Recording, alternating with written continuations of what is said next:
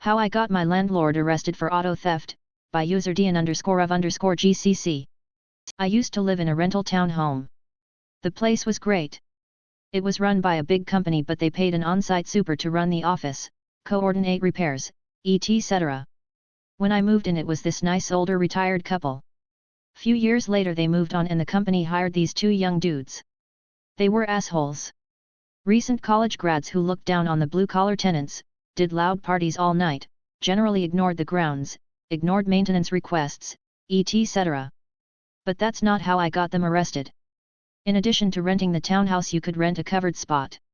If you did, they gave you a hang tag, and if you didn't have the hang tag, you'd get towed. I had the same car, same spot, and same tag the whole time I lived there. One day I come out and my car is gone. It was towed for no hang tag, but in the pictures the tow company took, it's clearly there. I paid to get it out and complained to the two idiots. They had to call to authorize a tow, company couldn't just do it on their own. They gave me a half-assed apology. About a week later, same problem. Again, towed for no tag, again, tags right there. This time I called the corporate office and complained. After that, it started happening nearly every day. When I'd talk to the supers about it, they'd just laugh. I knew they were doing it on purpose, so I did some research.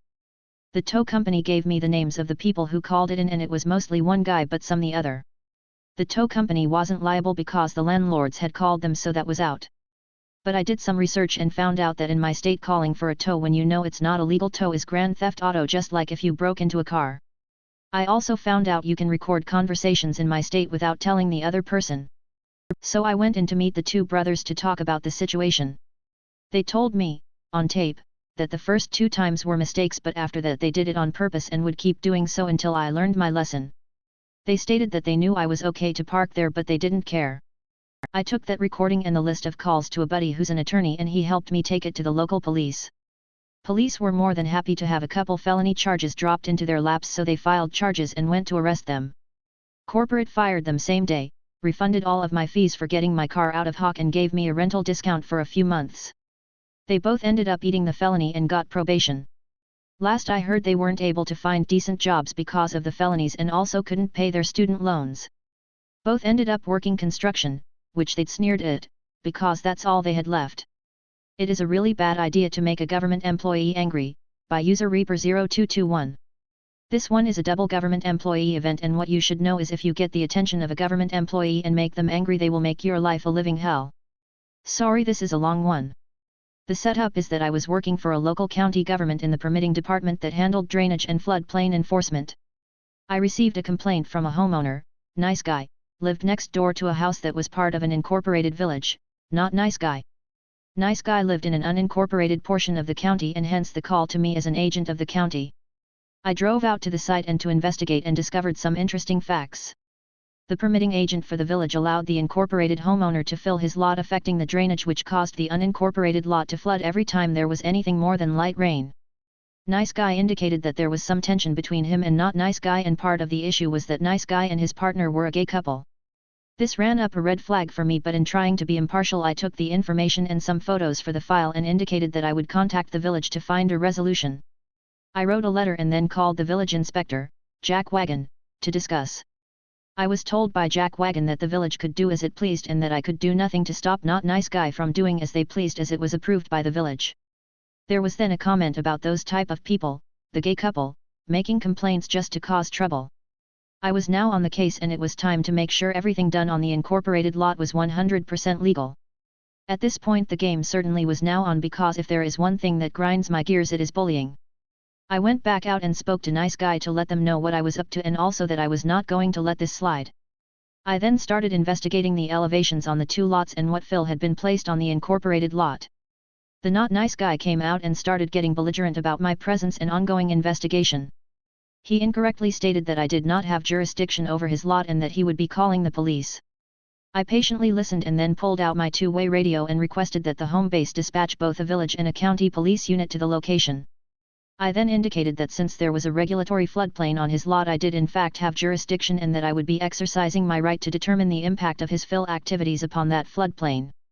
Both of the police units showed up and I let them know what was going on. They were both appropriately agitated to have to waste their time and let Not Nice Guy know that I was within in my authority to proceed with the investigation. A little while later, while I was measuring things, Jack Wagon showed up. He stated berating me about harassing the village resident and threatening calling my boss and filing a complaint and so forth. I invited him to do so, quoting which parts of the code he should indicate I was violating. I was using marking paint to show the limits of the floodplain for the photos for the file, and what do you know, Jack Wagon's shoe got painted when he tried to stop me.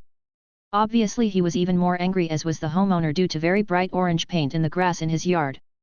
I pointed out I had done the same on the neighboring lots, but they just kept complaining. It was actually marking chalk that comes off pretty easily. Interestingly, I found two really wrong things on Not Nice Guy's lot. 1. There was fill placed in the floodplain, and 2. A garden shed was built on the fill and partially within the floodplain. Both are a big no-no and are actually against federal law. So, the course of action had two parts: 1. Make the incorporated homeowner remove the fill and shed from the floodplain, and 2. Let Nice Guy place fill in their lot outside of the floodplain to counteract the fill remaining in Not Nice Guy's lot outside of the floodplain. I also told Nice Guy it would be a good idea to run a field tile on their side to drain the water that would inevitably pond up between the two lots when it rained.